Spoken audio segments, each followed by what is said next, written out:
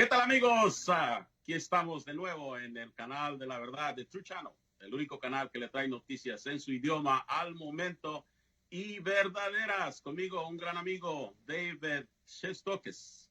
David es el autor de Cápsulas Informativas Constitucionales, que es un libro que redacta una traducción perfecta de lo que es los documentos que fundaron esta nación. Y hoy él va a hablarnos sobre lo que es el impeachment. Me di la tarea de contactarlo y pedirle que viniera aquí al canal de True Channel para que nos traiga un poquito de lo que es el impeachment, del concepto de acuerdo a la perspectiva de un profesional. David es un abogado en la ciudad de Chicago y él está diariamente en las cortes y entiende toda la mecánica de lo que es el impeachment. David, this program is mainly in Spanish, but since we're going to talk about the impeachment, we wanted to bring you so that you can give us a version of somebody who's every day in court, somebody who understands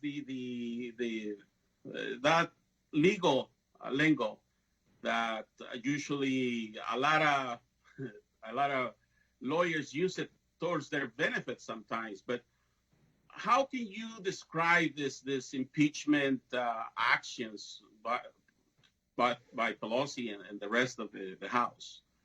Well, we'll get to impeachment in a second, but first of all, hola Marco, lo siento, mi español es malo, yo entiendo, pero no hablo malo.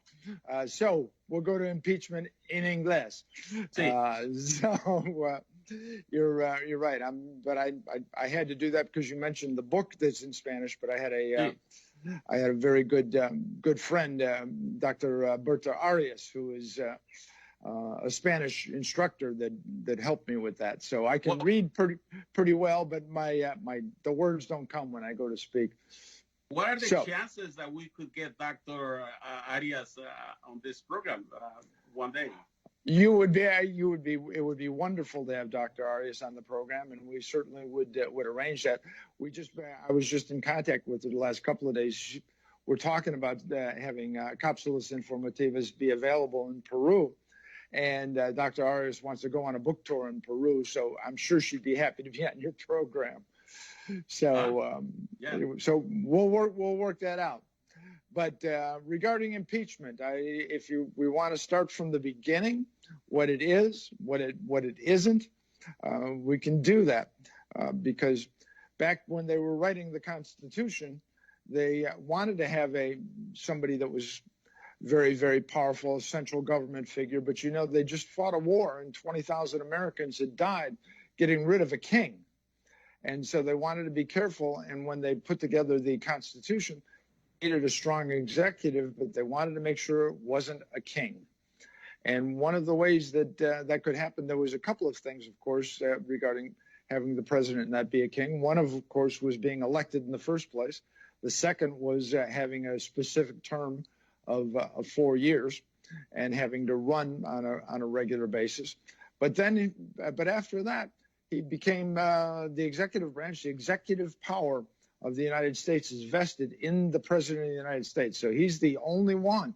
Everybody else is appointed. And so they wanted to make sure that there was some control in case this person, whoever became president, would abuse their office for their personal gain or commit some other kind of crime that would hurt the American people. And so they put in a provision that the president, if he did what they called engage in bribery or commit a high crime or misdemeanor or other misdemeanors, he could bribery, treason, high crime, and other misdemeanor, then he could be removed from office under a specific but very difficult process.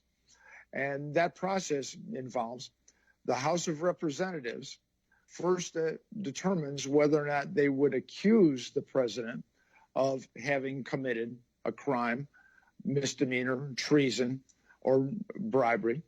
And then once the House of Representatives made that accusation, which is what they call impeachment, that's being impeached.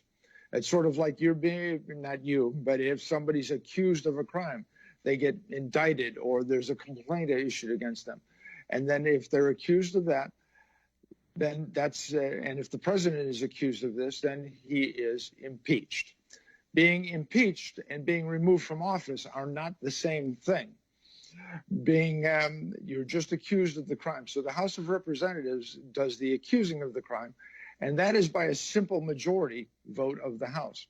In this case, at the moment, we have 435 members of the House of Representatives, which means that if 218 of them vote to impeach the president, that say that where they've made a judgment that he's committed a crime worthy of being removed from office, then the matter goes to the United States Senate. And when the matter goes to the United States Senate, a couple of interesting things happen. One of which is that they have a trial based on the accusations, what are called in the legal language articles of impeachment, but that's like being accused of a crime. The articles of impeachment would be like a criminal complaint in a different setting.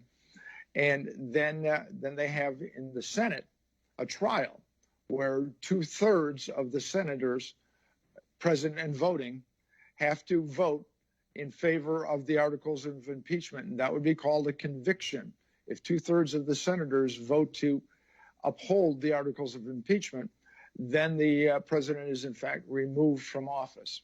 So it's a very, very difficult and complicated, complex process, and that's something that the founders wanted to do. One of the reasons that they did the simple majority in the House and the super majority in the Senate was removing a president from office is such a serious, serious matter, and involves really dividing the country along very, very important lines. They wanted to make it difficult to do the removal, but a couple of things about that is that the House of Representatives, as we know, has an election every 2 years, which means the House of Representatives is closer, more responsive to the political winds of the day or the whims of the people. Members of the Senate, only 1/3 of the Senate turns over every 2 years. The rest of the senators serve 6 years, and so the Senate turns over much more slowly. So they're in a position to better judge whether or not the House is acting in a political manner or whether or not the president has actually done something to warrant his removal from office. And so that's kind of the 30,000-foot view of how impeachment works. Strangely enough, the only penalty attached to being impeached is in fact being removed from office and then being barred from serving in the federal government any longer. Now, let me ask a quick question on that. Obviously, this has never happened, but should this happen, let's hypothetically, if that would be the case, would he be removed by force? What if Trump says, no, would they come and arrest him? Or what would happen? If Trump decided that he was not going to leave the White House, if he was going to try and barricade himself inside or do something like that, yes, in fact, he would be removed by force, assuming that, of course, that would be ordered by the vice president, because the moment the Senate were to vote the impeachment and approve the impeachment, this individual is no longer president, and the vice president becomes president. So that would automatically trigger so VP would be the commander in chief. That moment, yes. When that's at that moment, at that very moment in time, Mike Pence would become president of the United States. Right there and there. Wow, amazing. Hey, stay there. We're going to go to a short commercial, and then we'll be right back. Regresamos en unos momentos con David Shestokas, hablando de la destitución del presidente Donald Trump. Regresamos. They couldn't defeat him, so now the swamp's trying to take him out. First, the Mueller investigation. Now Ukraine. Politics at its worst. President Trump is changing things, renegotiating bad trade deals, securing our border, creating 6 million new jobs. It isn't pretty. The swamp hates him. But Mr. Nice Guy won't cut it. It takes a tough guy to change Washington. It takes Donald Trump. I'm Donald Trump, and I approve this message. Fact. Joe Biden pressured Ukraine to fire its prosecutor. If the prosecutor's not fired, you're not getting the money. Well, son of a bitch. Got fired. Fact. The prosecutor said he was forced out for leading a corruption probe into Hunter Biden's company. Fact. Democrats want to impeach President Trump for discussing this investigation with Ukraine's president. Fact. Donald Trump won, but Democrats want to overturn the election. Don't let them. I'm Donald Trump, and I approve this message.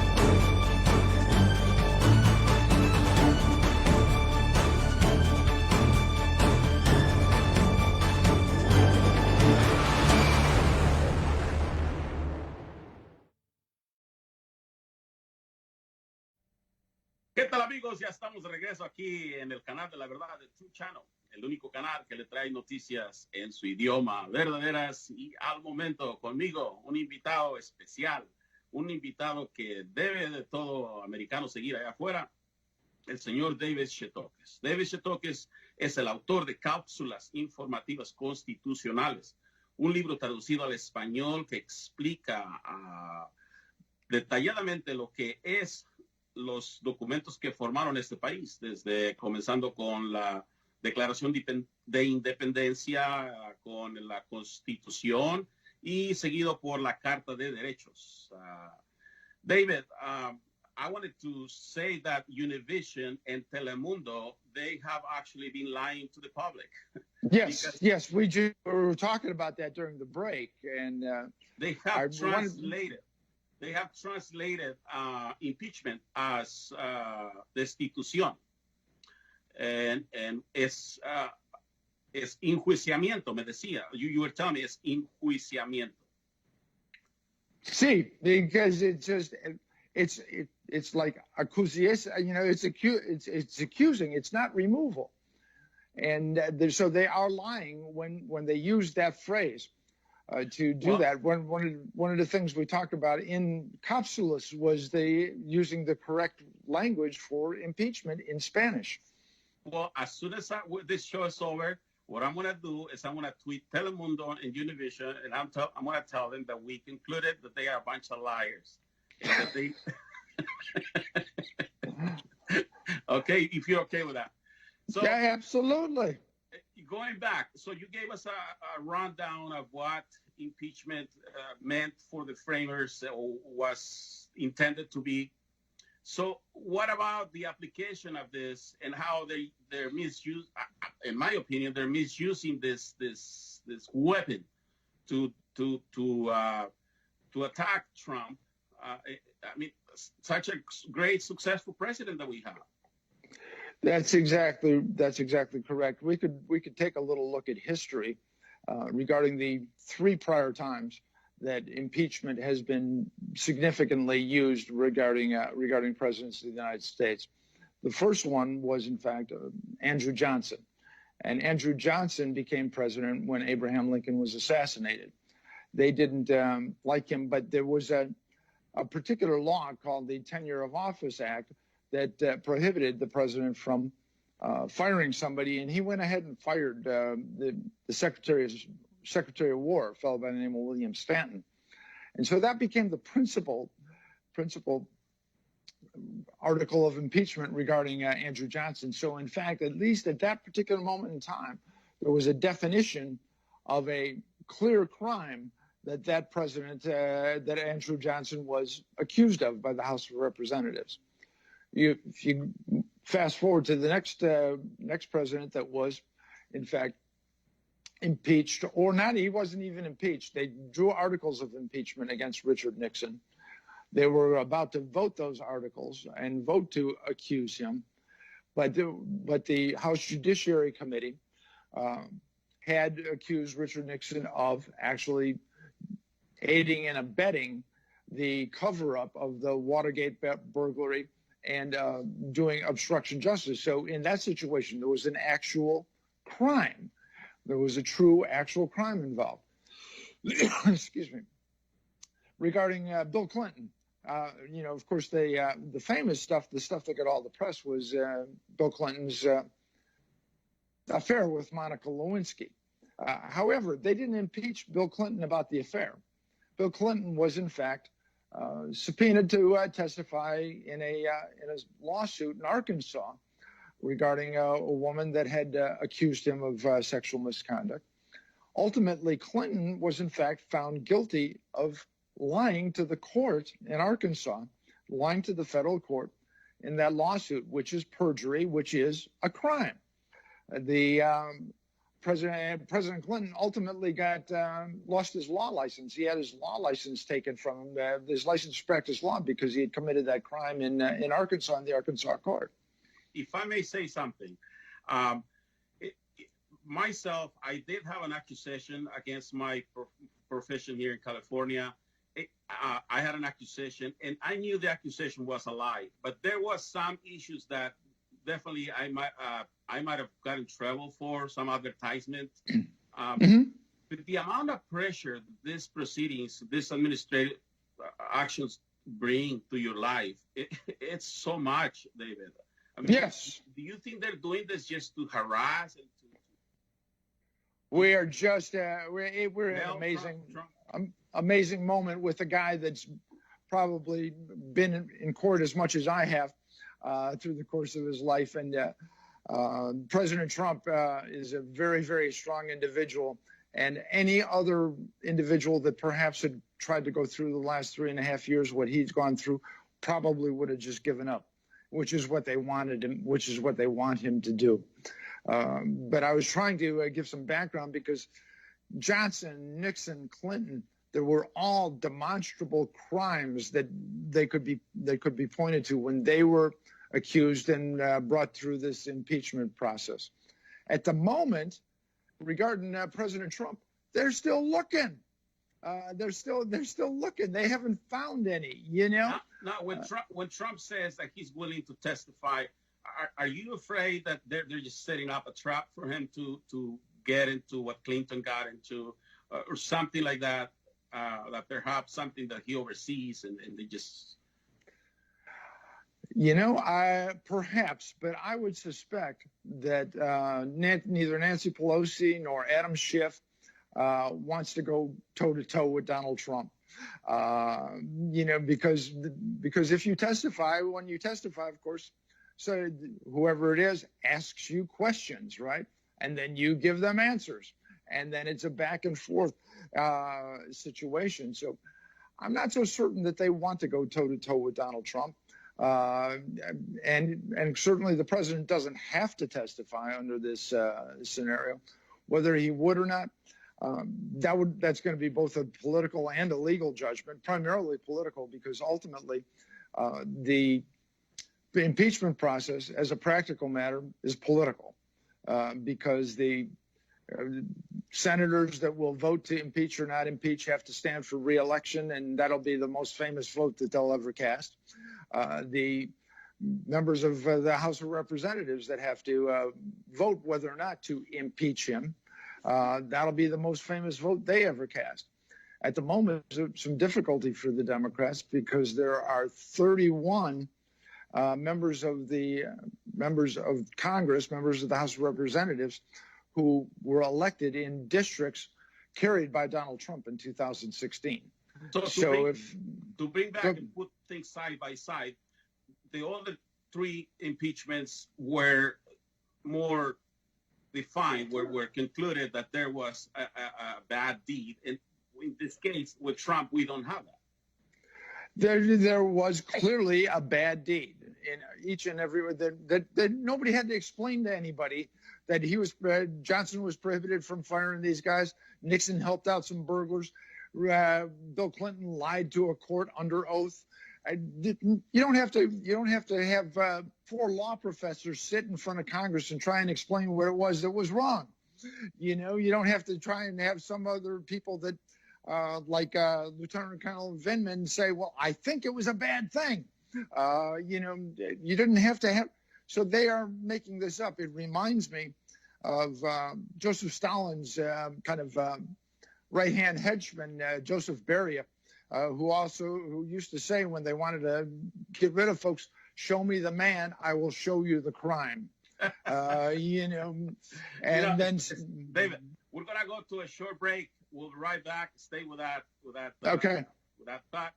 Regresamos en unos momentos con David Shestokas. No se quiere perder este programa. Les invitamos a que lo miren hasta el final. Volvemos. The United States Armed Forces is the greatest force for good the world has ever known. And with this renewed American strength, we're once again embracing America's role as leader of the free world. Your service here at this historic base supports NATO missions all over the world. You support our armed forces, our allies, and our partners on 3 continents. And you make it possible to move troops and supplies wherever they need to be. Ramstein Air Base is the heart of the American military on the European continent, and the free world is safer because of all of you. As you stand your post, I want you to know that your Commander-in-Chief and all of the American people are behind you. As long as we have men and women like you, I know America will be safe, our freedom will be secure, and the best days for the greatest nation on earth are yet to come.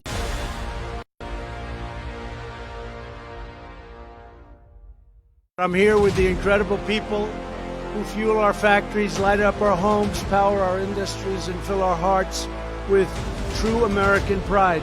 Anti-energy zealots are blinded by ideology.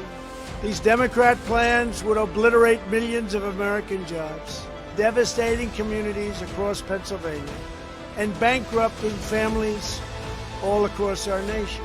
As long as I am your president, that will never, ever even come close to happening. I will never stop fighting for you, because I know that you are the ones who are rebuilding our nation. You are the ones who are restoring our strength.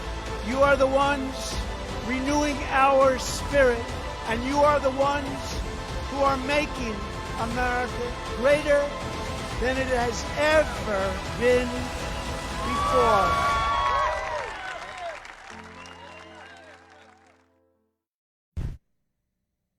¿Qué tal, amigos? Ya estamos de regreso aquí en el Truchano, el canal de la verdad, el único canal que le trae noticias en su idioma al momento y verdaderas. Conmigo, el señor David Shestokas, un profesional de leyes en el sistema jurídico que tradujo la Constitución, la Carta de Derechos y la Declaración de Independencia al español.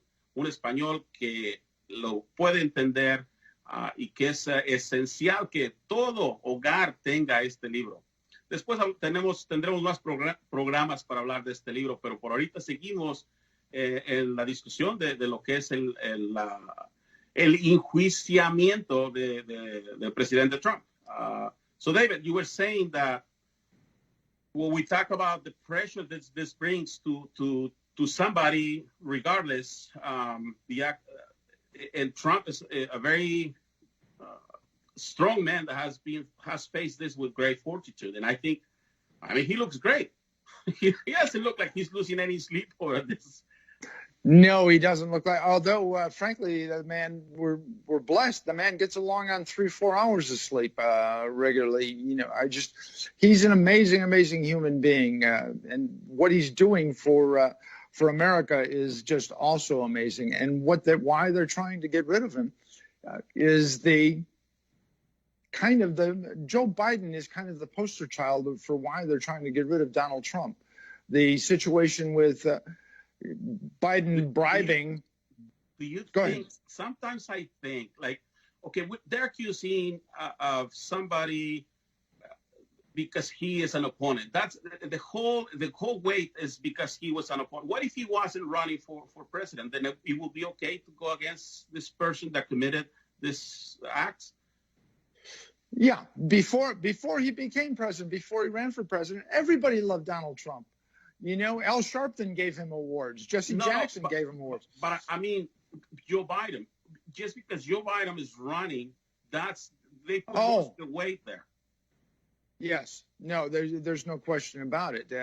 But the fact is that something very strange went on in the Ukraine regarding Joe Biden. But, you know, it's not just Joe Biden. There's things that happen with John Kerry's stepson over in China. There are things that happen with just about everybody's children. Donald Trump is upsetting this gravy train for everybody. They are really afraid that he will, in fact, upset the gravy train because they're all on it. And that's why they hate him. It's got nothing to do with policy. It's got nothing to do with politics. They clearly, if they cared about the United States of America, they would be working on the United States Mexico-Canadian agreement and taking care of what's necessary to add another 70, 80,000 jobs and several $1 billion in revenue to the economy. But they're not, because they don't care about that. They're taking our money. They're making these deals. Why are we sending billions and billions of dollars overseas? And why is it that the retired people that have left government go and they lobby for the other countries and then the other countries? So essentially, we send the other countries our money, and then they give our money to people that used to work in our government to help them get more of our money. And it's not just Joe Biden. And this is why they don't like Donald Trump, because he's starting to shine a light on all those things. And if Donald Trump is reelected, it will be Donald Trump unleashed, because at that juncture, he is not running for reelection. He won't need these people to try and make deals and move the country forward. He will, in fact, be able to clean this country up. This is the deep state in their last death throes, trying to survive. And this is an amazing. We are blessed and alive, an amazing time in history. There is probably nobody else that could possibly be in that position that would fight against these guys. The truth is, the Bushes. Let's take China for a moment. Ever since Richard Nixon went to China in 1973, everybody's looked at China as a market to sell goods, in which case as an opportunity to make money and bring money back. Donald Trump's the first guy since Richard Nixon opened it up to understand that China's an enemy, not a market. All the people that are selling stuff to China or buying cheap stuff from China don't like this. Like this. It's much bigger. It's got nothing to do. And so that's why they say that he's a racist and a misogynist and all these things that he's clearly not. He is clearly not any of that. He is about the American people. He's the first person that's completely about the American people that's been in that seat. I'm not sure. I might even say since maybe a combination of Harry Truman and Dwight Eisenhower. David, are you like one of the few legal intellectuals that supports Trump out there? No, I certainly would not say that. I'm working on a project here in Illinois on some voter things, and they've just had very big success in California, in Los Angeles, Judicial Watch. Tom Fitton and his whole crew at Judicial Watch are doing amazing work, and we're working in consultation with them to do some things about the mess of the voter rolls here in Illinois. And I'm working with the Illinois Conservative Union on that. That's a separate show, because that's something people should be doing in every state. So there's folks that are like Tom Fitton, that are certainly supporters of the president, that are fighting the good fight, fighting the fight in court when it needs to be fought. And so I would not call myself lonely, although somebody pointed out the fact that the American Bar Association has found very many of Trump's judicial nominees to not be qualified to sit on the bench, right? But the American Bar Association is made up of lawyers that like to be able to manipulate the law, right? Donald Trump has been putting people as federal judges that just follow the law. They don't manipulate it. That's another place that it takes powers away from folks that are, if you will, liberal, intellectual, legal personalities. And so this is all about power. It has nothing to do with policy, or it has nothing to do with the politics. It has nothing to do with good. So these people are afraid of actually losing their power. And that is why they make this, that's why they're making this up. Now, going back a little bit to the impeachment. So you have Nancy Pelosi that did say this goes back to 2.5 years ago. Like, she's finally saying that they have been hoping for something to happen to work. You're right. You're right.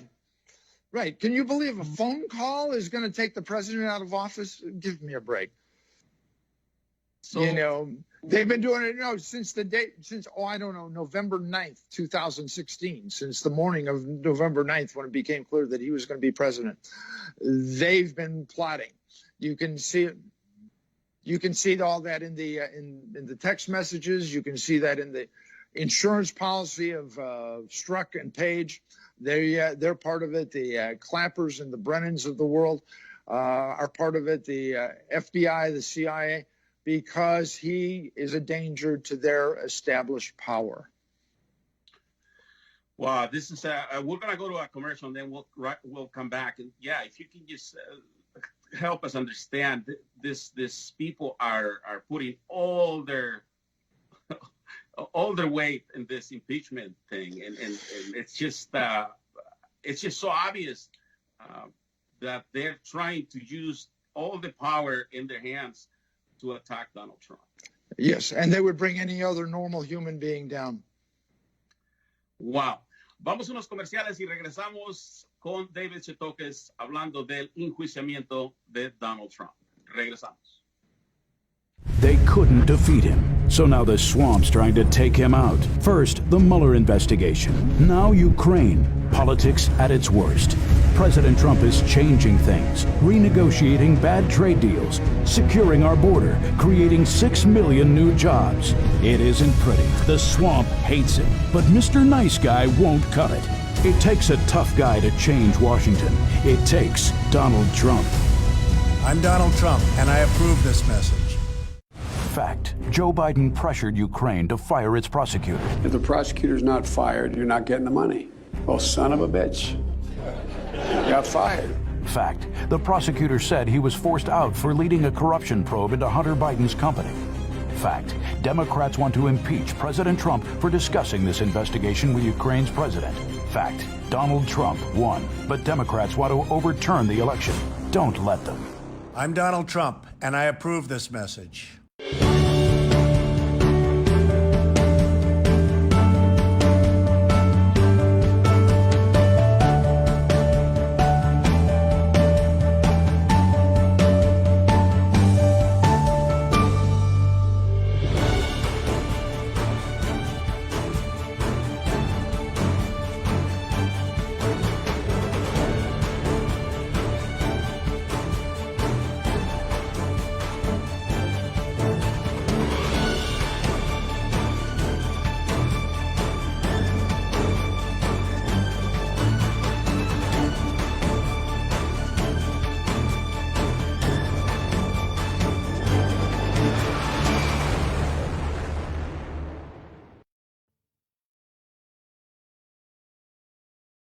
We've all seen the rhetoric that is pushed out at La verdad, True Channel, el único canal que le trae noticias en su idioma verdaderas y al momento. Conmigo, el señor David Shestokas, un profesional jurídico, un gran amigo que tradujo la Constitución, la Carta de Derechos y la Declaración de Independencia a la lengua español.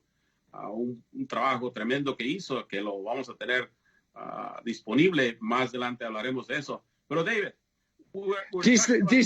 Disponible on Amazon. Oh, y está disponible en Amazon. Si usted va a Amazon y escribe cápsulas informativas constitucionales, ahorita en esta transmisión vamos a poner el link. Y después yo la mando por tweet para que la tengan. Gracias. David, something that my father told me once when I was having a hard time, and I was a teenager, I think. He told me, son, there are some people in this world that will burn their house just to see yours catch on fire.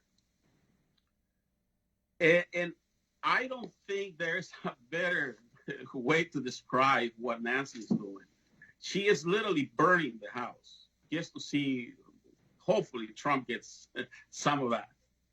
Yes. Oh no, that's absolutely true. They're doing these things. They're accusing him. They're making up. They just literally make up stuff because actually burning down his house, they're taking a chance on burning down their own, because if they don't burn down their house is gone. And so that's going along with your father's analogy. They are risking their own house to burn down his, and if they're unsuccessful in burning down his, they know theirs is gone, and so that's what this is all about. But let's go. So we'll perhaps finish up with some of the technical things about what they're trying to do, because they're clearly misusing the Constitution. Okay. They're clearly misusing the Constitution. But what's interesting, when of course, they have not allowed the president or his representatives to participate in these alleged hearings, and they've gone. But very strangely enough, that's not illegal under this circumstance, because there are two provisions of the Constitution that they're taking advantage of. One is that the House of Representatives has the sole power to impeach, that is, accuse a president of wrongdoing. And there's another provision in the Constitution that says the House of Representatives gets to make its own rules of operation. So, in fact, they have made their own rules of operation through the majority that the Democrats have. And through that, making those own rules, they've been able to deprive the office of the president of the typical protections that people have in the United States of America when they're accused of wrongdoing. And so, strangely enough, while they're doing something that's adverse, un-American, adverse to all the traditions that we have, it's strangely enough not illegal. And that's why once the House of Representatives accuses the president, then it goes someplace else, and that is the United States Senate. So and the House essentially is a self-sufficient organism. Right. Okay. That's exactly correct. It's constitutionally, it's a self-sufficient organism. But at least as far as the impeachment goes, it's kind of like a grand jury, if you will. It goes to the other. Then it goes to a regular court, and then it goes to a regular jury of other citizens. And in that situation, it's kind of like that. So once the House votes impeachment, which takes 218 votes in the House of Representatives to do that, then it goes to the United States Senate, and the United States Senate determines whether or not the things that the House says the president did are worthy of removing him from the office of the president. And it takes 2/3 of the Senate to remove the president from office. So while there's 100 members of the Senate, 66 of them could vote to remove the president. As long as 34 vote not to not remove him from office, he stays.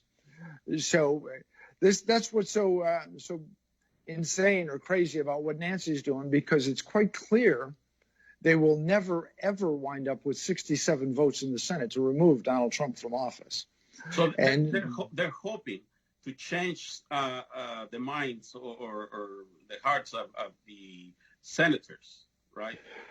No, it's not going to happen, Marco. What they're hoping to do is, by continuing to accuse and say terrible things about Donald Trump, is they're hoping to change the hearts and minds of the American people. They're using this as a political campaign. They're hoping to change. They don't expect to change the minds of the Senate. It's not going to. They are not going to. At the moment, that would take 21 or 20 Republican senators to vote to remove Donald Trump from office. No, and it's never going to happen. We have less than a year. These people are really running on empty, right?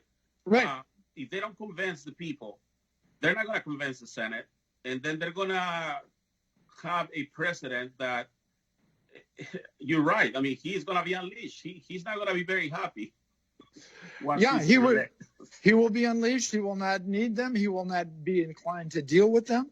And the things that people have been waiting for regarding the Durham investigation, regarding the James Comeys of the world, and the people that actually leaked investigation information, and the Andrew McCabe's of the world, those kinds of people, that's when they will be looking at going to jail. And once those people are in danger of going to jail, you know who they have files on? They have files on the folks that are sitting in the Congress. That's this is before your time and before you were part of America, but we had a long-standing FBI director by the name of J. Edgar Hoover. And J. Edgar Hoover maintained 40 years in office by keeping separate files on all the secrets of all the people in Congress. Is that the movie? Is that the movie that I watched? I watched a movie about FBI, whoever made the FBI, that he had filed. Yeah, it probably is. J. Edgar Hoover was a very, very manipulative political investigator. And he had actually almost absolute power in Washington because he had he had everybody's secrets. And so all their secrets are still sitting in the vault in the FBI, right? And the folks, so this is how dangerous it is for the Pelosi. Nancy Pelosi, from what I understand, is worth about $200 million, right? At the moment, as far as I know, she's never made more than $200,000 over the last 30 years, okay? How is Nancy Pelosi worth $200 million? I don't know. And she's not the only one. All these politicians, they that's why they stay there, and they're corrupted. You know, in Mexico, it is very common to see this kind of corruption, and the problem that is that you start seeing it with their kids, and all their kids start making mistakes because, one, they didn't work as responsibly to be corrupted as their parents, so they don't have the experience, and they all end up getting in trouble. Yeah, well, you know, what did Barack Obama do before he was a United States Senator? Oh, I don't know. He taught law school for a little while, right? Then he was an Illinois State Representative for a little while, and then eventually became president. And this past week, he bought a $15 million house in Martha's Vineyard. Did he invent an iPhone? I don't think so. And it's like they're not even willing to hide it. I mean, they don't care.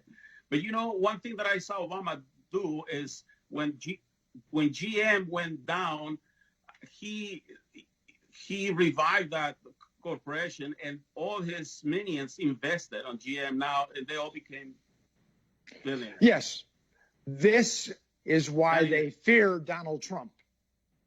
Donald Trump doesn't need them. He's not part of that deal. And they are scared that once Donald Trump is reelected, he will be unleashed and truly not need them. And they will have made a terrible, terrible enemy.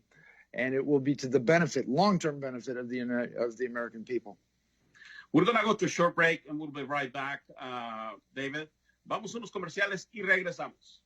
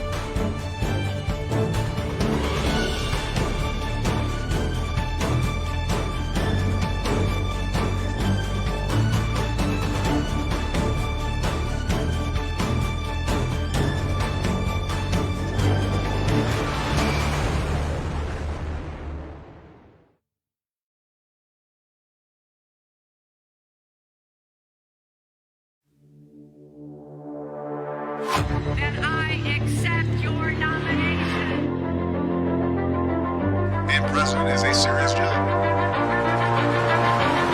It's not hosting a talk show.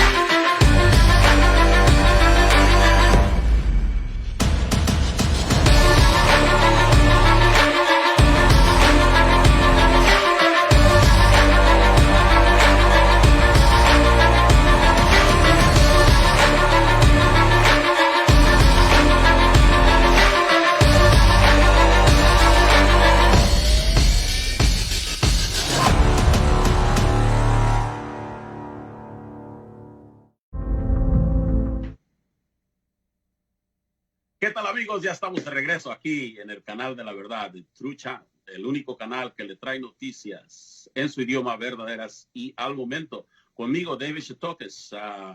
Estábamos hablando del enjuiciamiento del presidente Donald Trump.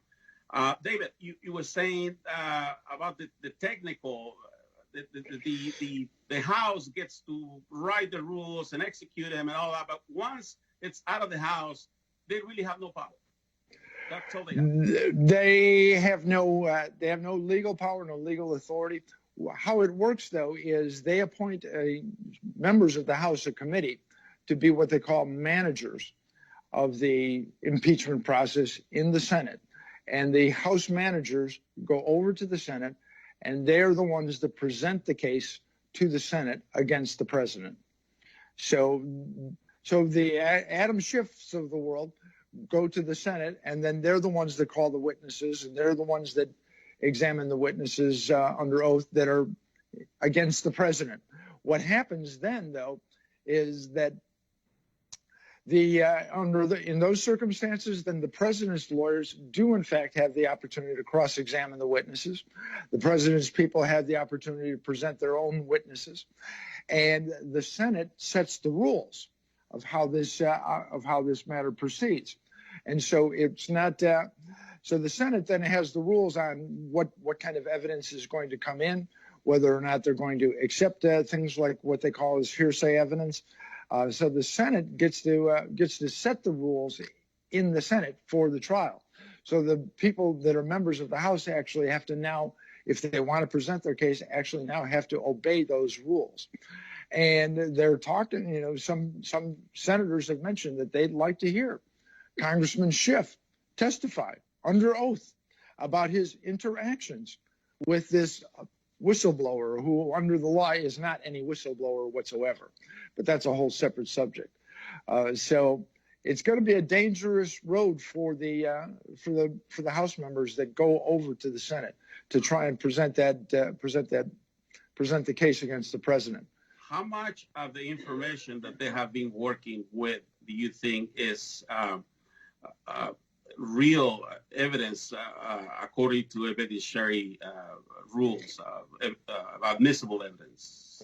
There is, from what I understand, there was 15 witnesses. We had another 4 the other day. So of the 19 witnesses, there is one sentence of one conversation from Ambassador Sondland that he had with the president. There are 2 things that are evidence. One would be, in fact, the transcript of his call with the Ukraine that the president released and gave to everybody. And the other one would be his phone call with Ambassador Sondland, where, in fact, the ambassador said, what do you want me to do with the Ukraine? And he says, well, I don't want anything from the Ukraine. I want President Zelensky to do the right thing, to do the things that he campaigned upon. That's that interchange between the president and Ambassador Sondland is the only piece of evidence that's actual evidence. Everything, and in a regular court of law, the other 19 people would not have gotten a chance to testify whatsoever. They would not have had any, because all they're doing is giving opinions, and they're saying what somebody else told them. So from that standpoint, even like Lieutenant Colonel Vindman, who in fact apparently was listening to the call on the Ukraine, doesn't really turn out to have any. His opinion of what it is means nothing, because that's in the mind of the jurors, right? people who are jurors get to decide what it means. So somebody else that's listening, their opinion, we don't really care about that. So we actually have the transcript of the call. We don't need Lieutenant Colonel Vindman. We don't care that he disagreed with the president on the policy. We don't disagree. We don't care that he thinks, because guess who gets to set the policy? Oh, the president. You know, the fact that the lieutenant colonel and the ambassador and the other folks that work for the State Department thought what the president did was not in the best interest of the United States or the Ukraine. Who cares? They don't get to make the policy. The president does. And that's one of the reasons that they're upset, is because they're being ignored. So that's a whole, but relative to your question, there is probably about 20 or 30 minutes of testimony from Ambassador Sutherland of all the 40 or 50 hours of testimony that would be admissible in a regular trial. Now, these witnesses that went on the hearings this week, the one that said that there was law professors, that, you know, it's all based in emotions. Just because you hate the president, you know, that doesn't get you to impeach him. But so if this goes through, what can we expect on the proceedings on the Senate? Is that a longer time? You know, it can be anywhere from 15 minutes to 2 months. There's an interesting prospect available to the Senate, and that is what we would call in court a motion to dismiss. And if 51 senators say that we don't think there's enough evidence at all to waste the Senate's time, we can dismiss this case out of hand. The Senate could do that in however long it takes to count 100 votes. But it doesn't sound like that's going to be the strategy of the Senate. You know, David, you know, I have had my encounters in the legal system. Yes, I know. I can't talk about them. On my side, the ones that I had against other people, it always ended up in failure to state a valid cause of action, or exactly. I failed to. So, I mean, but I think I had a better case in all these cases than this impeachment case. Yeah. And that's largely where it lies. As you say, a failure to state a cause of action subject to a motion to dismiss is what we would call it. And that could be over. But frankly, from what I understand regarding the politics of it, there's any number of senators that wish to use the Senate trial to destroy the members of the House that have put them through this. So I don't know. It's going to be a political decision on the Senate's part, on Mitch McConnell's part, on whether or not they actually go the motion of dismiss part, or whether or not they go ahead and have a trial. And because, of course, the Ukraine situation involves the Bidens, right? And so it's not irrelevant to have have one of the Bidens or both become witnesses in the impeachment trial. Because if, in fact, they did some things that were unusual and worthy of investigation, then, in fact, the president's question about the Bidens to the president of the Ukraine is well placed, because we have a treaty with the Ukraine to cooperate in the investigation of criminal activity. So I don't know. It depends on what they want to do in the Senate. And that's a political decision, not a legal one. From the legal standpoint, and they will never get to 67 votes.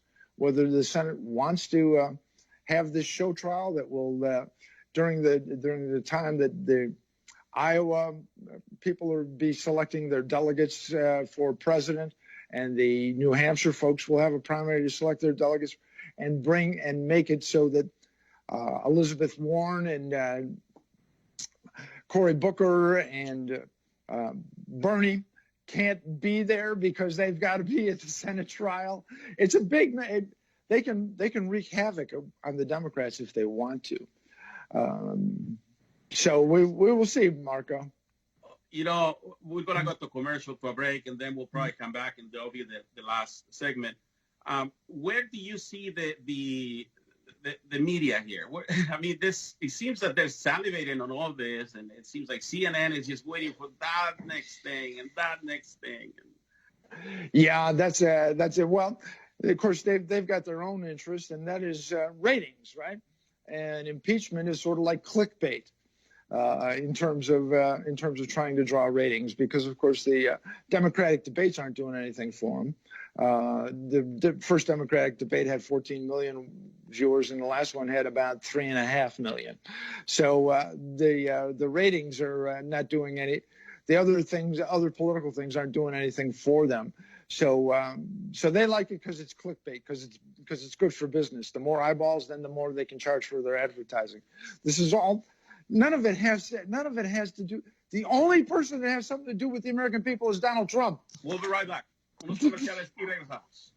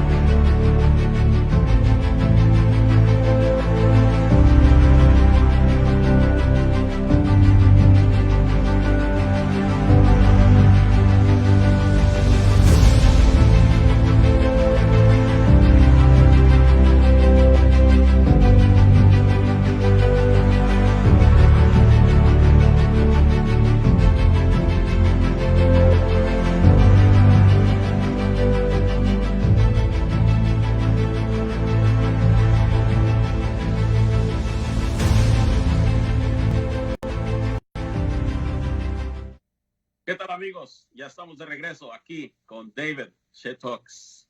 ¿Es Shestokas o Shestokas? Shestokas. Shestokas, David Shestokas. Qué bueno. Este es nuestro último segmento, ya nos estamos despidiendo. Les doy las gracias por habernos sintonizado aquí. Este segmento es un segmento muy importante, especialmente por lo que Univision y Telemundo están haciendo. Comenzando, que ellos le llaman destitución a lo que está sucediendo, y se debe de decir enjuiciamiento. Esa es la palabra correcta. David, muchas gracias. Thank you for giving us this time. And like I told you, you need to, if you can, this is your house. If you could do like a weekly or bi-weekly show where you can expand on all these issues, because the media is not doing it. And they're using all this. They're using your profession and your language, your lingo, to confuse all of us. Yes, that's exactly what they're trying to do. And unfortunately, that's been going on for about 220 years. The Constitution itself is not terribly complex. The Declaration of Independence is not terribly complex. They were both written to be approved and understood by the general public. When in 1787 and 1789, when they were adopting the Constitution, they put it to the vote of the people generally. And so it was written for people to understand. But in the meantime, over the last 200 years, the Supreme Court and the lawyers and the government people have gone out of their way to try it make it much more complex than it is, so that they can, in fact, wrap themselves in this complicated stuff and say, we know what to do, and we'll try and explain it to you. But it's not that complicated. Impeachment's not that complicated. A majority of the House, 50% plus one of the House, can say the president did a bad thing. It takes 67, 2/3 plus one of the Senate to say it was bad enough that he has to leave office. That's as complex as it is. Okay, everybody, they have 3-4 hours of people talking about those other kinds of things, and they have law professors and State Department people and Adam Schiff saying about the failure of our republic. But if more than half the House says he did a bad thing, and 2/3 of the Senate say he doesn't, he stays as president. It's that simple. Okay, everybody else makes it much more complicated. What's complex is all the stuff that's in the background that motivates the people to do what they're doing, motivates the players to do what they're doing. And I think that's not to the benefit of the American people, and hopefully we can see that. Okay, how can people find you? I'm going to put your links here, but what's the best way to get a hold of you and to buy your book? Definitely. Well, of course, I've got the 3 books, one in Spanish, Cápsulas Informativas Constitucionales, solo libro en español sobre documentos fundadores de Estados Unidos, y Constitutional Soundbites, which is the English version of Cápsulas. And then, of course, there's Creating the Declaration of Independence, which talks about what Thomas Jefferson went through when he created the document that turned the world on its head, because the concept that all men are created equal was not something that was existing in the world for the 10,000 years of human history before.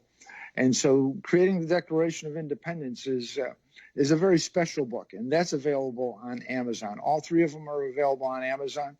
You can read my tweets at Shestokas, Shestokas, or of course there's my website where there's commentary. There's actually a few articles I've written on my website about the impeachment process, and my website is shestokas.com. That's SHESTOKAS.com. And on the website, there's a contact Dave tab at the upper right-hand side. So if somebody wants to send me a question about one of these issues, I'll be happy to do that. One time we need to come back, though, is talk about the voter situation that I'm working on with the Illinois Conservative Union, and is a follow-up on some of the things that Judicial Watch is doing out in California, and they've done in 4 or 5 other states, because frankly, all these other things are really important, but they're not as important as making sure the elections are square. And that's a whole separate project. And so I would love to have the opportunity to talk to you about what we're doing regarding doing that and what people can do in their own states. Awesome. David, muchísimas gracias. Señoras, señores, yo les agradezco que nos hayan dado la oportunidad de entrar en sus casas, en sus hogares, en su teléfono, donde quiera que nos sintonicen, nos escuchen. Es importante que se involucren, es importante que investiguen, es importante que ustedes creen sus propias conclusiones, que lleve un objetivo, una conclusión objetiva, y que no les manipulen emocionalmente estas televisoras, que ni quiero decir su nombre, pero que empieza con la U y con la T, que son las más grandes. Que tengan muy buenas noches. Muchas gracias al equipo en el The Truth Channel. Mañana es un día especial en el Truth Channel. Vamos a tener por ahí la ciudad de Miami Lakes visitándonos, y vamos a tener comida, vamos a tener de todo. Queremos que este canal sea su canal. Que pase buenas noches. Hasta pronto. Muchas gracias. Gracias. Buenas noches. Buenas noches. They couldn't defeat him, so now the swamp's trying to take him out. First, the Mueller investigation. Now Ukraine. Politics at its worst. President Trump is changing things, renegotiating bad trade deals, securing our border, creating 6 million new jobs. It isn't pretty. The swamp hates it, but Mr. Nice Guy won't cut it. It takes a tough guy to change Washington. It takes Donald Trump. I'm Donald Trump, and I approve this message. Fact: Joe Biden pressured Ukraine to fire its prosecutor. If the prosecutor's not fired, you're not getting the money. Well, son of a bitch. Got fired. Fact: the prosecutor said he was forced out for leading a corruption probe into Hunter Biden's company. Fact: Democrats want to impeach President Trump for discussing this investigation with Ukraine's president. Fact, Donald Trump won, but Democrats want to overturn the election. Don't let them. I'm Donald Trump, and I approve this message.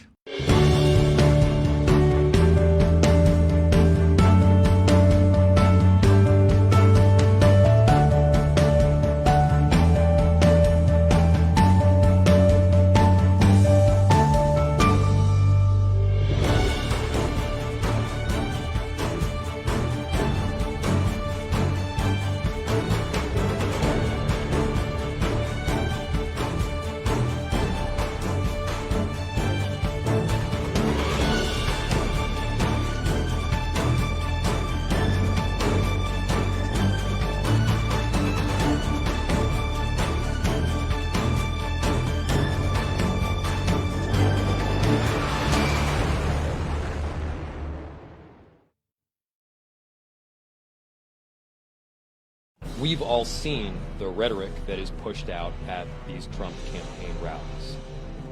It is hateful, it is divisive, and we do not welcome that kind of rhetoric here in Minneapolis. Several groups, including Antifa, protested in the streets through the night, confronting Trump supporters. What are you going to do? What are you going to do? I'm not going to do nothing.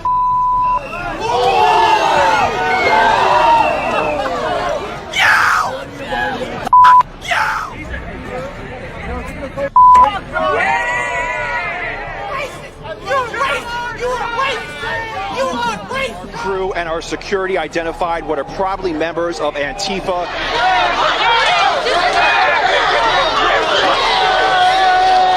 We saw one, maybe two fires just moments ago.